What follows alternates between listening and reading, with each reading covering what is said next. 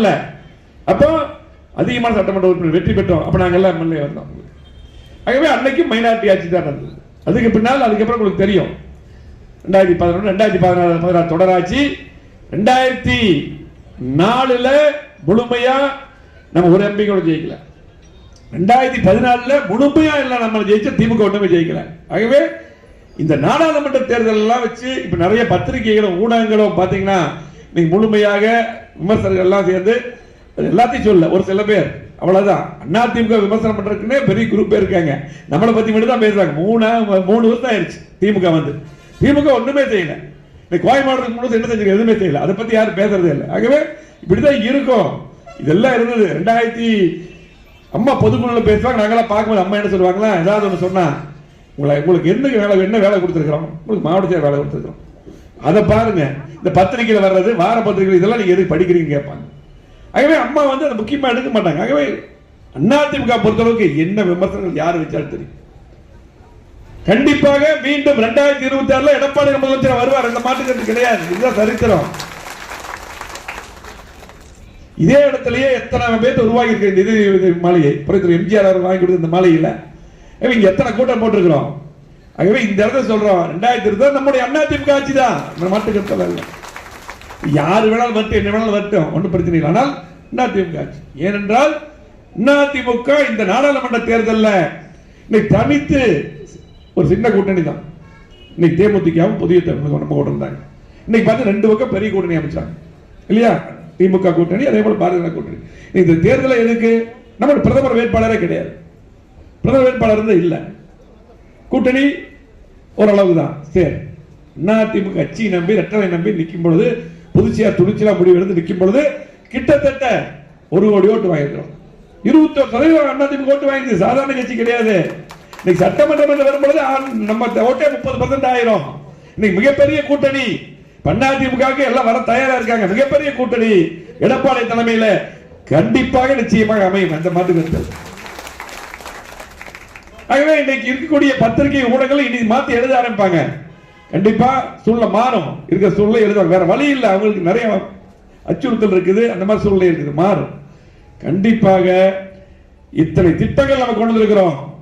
எடப்பாடியார் முதலமைச்சர் இருக்கும்போது தான் 7.5% இடஒதுக்கீடு. நீட் எல்லாம் பாத்தீங்கன்னா திமுக ஏமாத்திட்டு இருந்தாங்க. அற்புதமான திட்டம்.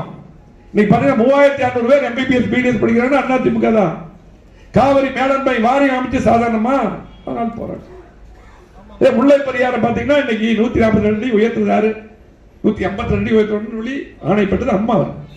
இப்படி சொல்லிட்டே போலாம். அதே போல மீனவர் பிரச்சனையா இருந்தாலும் சரி, எந்த பிரச்சனையா இருந்தாலும் சரி, உரிமை மீட்டெடுத்து அதிமுக தான். ஆகவே அதிமுகவுக்கு வாக்களிக்க மக்கள் தயாரா இருக்காங்க. திமுகவுக்கு யாருமே ஓட்டு போட தயாரா. திமுகவுக்கு இப்ப இருக்கக்கூடிய ஏழைகளாக இருந்தாலும் சரி, நடுத்தர வர்க்கம், விவசாயிகள், தொழிலாளர்கள், தொழில் முதலீட்டாளர்கள் திமுக எப்பவுமே ஓட்டு போடக்கூடிய அரசு ஊழியர்கள் கூட இன்னைக்கு போராட்டம் நடத்திருக்காங்க. அவங்க யாருமே ஓட்டு போட தயாரில்ல. நடந்து முடிஞ்ச நாடாளுமன்ற தேர்தலில் இந்த பக்கம் ராகுல் காந்தி, இந்த பக்கம் மோடி. அப்படிதான் அந்த மாதிரி வாக்குகள் போச்சு. சட்டமன்ற தேர்தல் என்று வரும்பொழுது அதிமுக திமுக தான் போட்டி. அப்ப திமுக 3 வருஷம் எதுவுமே செய்யல. கண்டிப்பாக அதிமுக வெற்றி பெறுவது உறுதி. எடப்பாடியார் அற்புதமான ஆட்சி 4 வருஷம் கொடுத்தார். கோவை மாவட்டத்துக்கு 50 ஆண்டுகள் வளர்ச்சி கொடுத்திருக்காங்க. கேட்ட திட்டங்கள்லாம் கொடுத்தார் எடப்பாடியார்.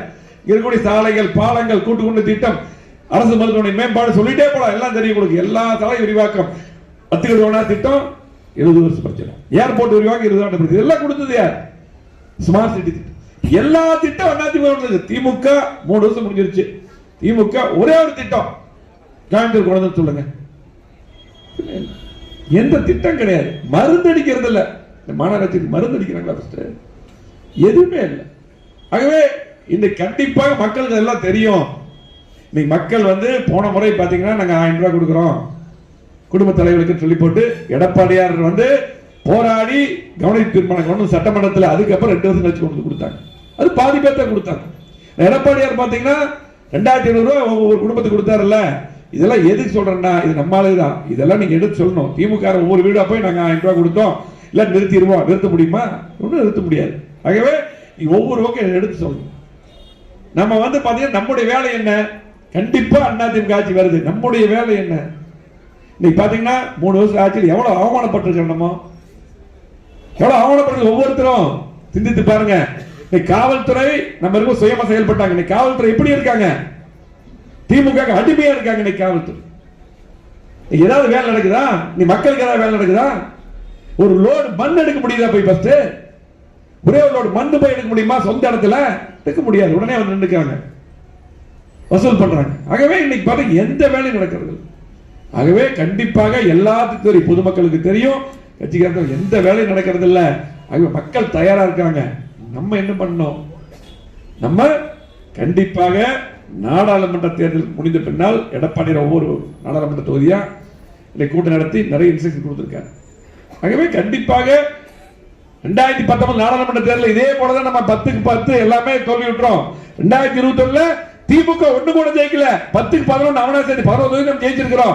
இது சரித்திரம். கண்டிப்பாக அந்த சரித்திரம் மாறும். 2026 கோயம்புத்தூர் இருக்கக்கூடிய அவனாசி 11 தொகுதி நம்ம தான் ஜெயிப்போம். நம்மள வெற்றி, மாற்று கருத்து கிடையாது. இங்க இருக்கிறவங்க எல்லாரும் தான் யாரோ ஒருத்தர் எம்எல்ஏ வருவீங்க. 11 தொகுதி நம்ம தான், மாற்று கருத்து இல்ல. ஆகவே நம்முடைய பங்கு இந்த கட்சியில ஒவ்வொரு பொறுப்பு, ஒரு ஒன்றிய செயலாளர், ஒரு வார்டு செயலாளர், ஒரு பகுதி செயலாளர், அதே போல பேரூராட்சி செயலாளர், உங்களுக்கு எல்லாம் கொடுத்து சார்பணி செயலாளர், சார்பணி மாவட்ட செயலாளர் இருக்கீங்க. ஒவ்வொருத்தருக்கும் இந்த கட்சியில் பதவி கொடுத்திருக்கு. இந்த கட்சி தான் பதவி கொடுத்திருக்குது. இந்த கட்சிக்கு விசுவாசமாக உணர்வோடு பணியாற்றணும். கார்டுகளை கரெக்டா கொடுங்க, உறுப்பினர் கார்டுகளை கண்டிப்பா கொடுங்க. நம்ம வந்து பாத்தீங்கன்னா கூட்டமா நிற்போம். ஒரு 200 பேர், ஒரு பூத்துக்கு 100 பேர் நிற்போம். திமுக 4 பேர் நிற்பான். அவன் கரெக்டா உள்ள போய் வேலை செய்வான், பிரச்சாரம் பண்ணிட்டு போயிடுவான். ஆகவே கவனமா இருக்கணும், கவனமா இருந்து பணியாற்ற வேண்டும். கண்டிப்பாக அதிமுக ஆட்சி எந்த மாற்றுக்கிறதே கிடையாது. அதுக்கு நம்முடைய பங்கு என்னன்னு பார்க்க நீங்க ஒவ்வொருத்தருடைய பங்கு என்ன, ஒவ்வொருத்தருடைய பங்கு என்னன்னு நீங்க பார்க்க வேண்டும் என்று கேட்டு, அது மட்டும் இல்ல, உங்களுக்கு இதுக்கு முன்னால் பாத்தீங்கன்னா ஒவ்வொரு பகுதியாக நம்ம வந்து கூட்டம் நடத்தி இருக்கிறோம். அதே போல இன்றைக்கு நம்முடைய நான் இருக்கக்கூடிய அதே போல அம்மனஞ்சலும் பார்த்து அருண் பார்த்திருக்காங்க. எல்லா பக்கம் போய் இங்க இருக்கக்கூடிய 1500க்கு மேற்பட்ட பூத்துகள், நான் 5 தொகுதிக்கு நான் மாவட்டத்தில் இருக்கிறேன். எல்லா பூத்தும் நான் பார்த்துட்டேன். நான் வந்து எல்லா பூத்தும் போய் நான் செக் பண்ணி அந்த பொறுப்பாளர் செக் பண்ணிட்டேன். கிட்டத்தட்ட 1 மாசம் ஆச்சு முடிச்சுட்டு, அதே மாதிரி அவங்க 2 பேரும் எல்லாம் பார்த்துட்டு இருக்காங்க. மேக்ஸிமம் எல்லாம் முடிச்சுட்டாங்க. ஆகவே இன்னைக்கு திரும்ப நாங்க பார்த்தோமா நீங்களும் கூட்டம் நடத்தணும். பொறுப்பாளர் எல்லாமே போட்டிருக்கிறோம். பொறுப்பாளரை வச்சு நீங்க கூட்டம் நடத்தணும். ஆகவே இன்னைக்கு பொறுப்பாளர் 3 பேர் வந்திருக்காங்க. இன்னைக்கு பொறுப்பாளர் 3 பேர் கழகத்தில் பாத்தீங்கன்னா ஒவ்வொருவரும் அவர் சேதுராமண்ண கழகத்தில் மூத்தவர், கழகத்துக்காக பாத்தீங்கன்னா அரசு வழக்கு சிறப்பாக பணியாற்றியவர். அதே அவர் நமக்கு பொறுப்பாளர் இருக்கார். அதே போல நம்ம முகில் வந்து பாத்தீங்கன்னா கழக திமுக, நம்ம அசோகண்ட பேசுவோம் சொன்னார், திமுக ஆரம்பிச்சதே அவங்க குடும்பம் தான். இன்னைக்கு புரட்சி தலைவர் எம்ஜிஆர், அண்ணா, அம்மாட்ட மிகப்பெரிய மதிப்பு பெற்றவர். இன்னைக்கு எடப்பாடியாருக்கு கூட தம்பி நல்லா பணியாற்றார், அவங்க பொறுப்பாளராக இருக்கார். அதே போல நம்முடைய ஜெயவர்தன் பாத்தீங்கன்னா இன்னைக்கு ஜெயக்குமாரனுடைய புதல்வர். நீங்க அவங்களுக்கு கட்சி குடும்பம் தான். ஆரம்பத்தில் அவங்களுடைய தாத்தாவும் திமுக சேர்மனா இருந்தவர் சென்னையில, அப்படி வந்தவர் தான். அதே போல ஜெயவர்தனை பொறுத்தளவுக்கு எனக்கு தெரிஞ்ச நாடாளுமன்ற உறுப்பினர் சிறப்பா பணியாற்றியவர். சிறப்பா பணியாற்றி நம்ம பக்கம் பாத்தீங்கன்னா மகேந்திர எப்படி சிறப்பா பணியாற்றின அப்படிங்கலாம். அதே போல அங்க வந்து சென்னையில் நான் பார்த்ததுல சிறப்பா பணியாற்றியவர். பாத்தீங்கன்னா எந்த நிகழ்ச்சி கேட்டாலும் கரெக்டா இருப்பாரு. அந்த நாடாளுமன்ற நிதியை மட்டுமல்ல, எல்லாம் சிறப்பா பணியாற்றி ஒரு ஆபீஸ் போட்டு சிறப்பா பணியாற்றியவர். கண்டிப்பாக 200% ஜெயிச்சிருவார் நினைச்சேன். நானெல்லாம் 200% எம்பி ஆயிரம் நினைச்சோம். சூழ்நிலை மாறிடுச்சு எல்லாம் பக்கம். கண்டிப்பாக உங்களுக்கு எல்லாம் முகிலா இருந்தாலும் சரி, அதே போல ஜெயவர்தனா இருந்தாலும் உங்களுக்கு எல்லாத்துக்கும் கண்டிப்பா நல்ல எதிர்காலம் இருக்கும் என்று சொல்லி, கண்டிப்பாக சிறப்பான பொறுப்பாளர் நியமித்த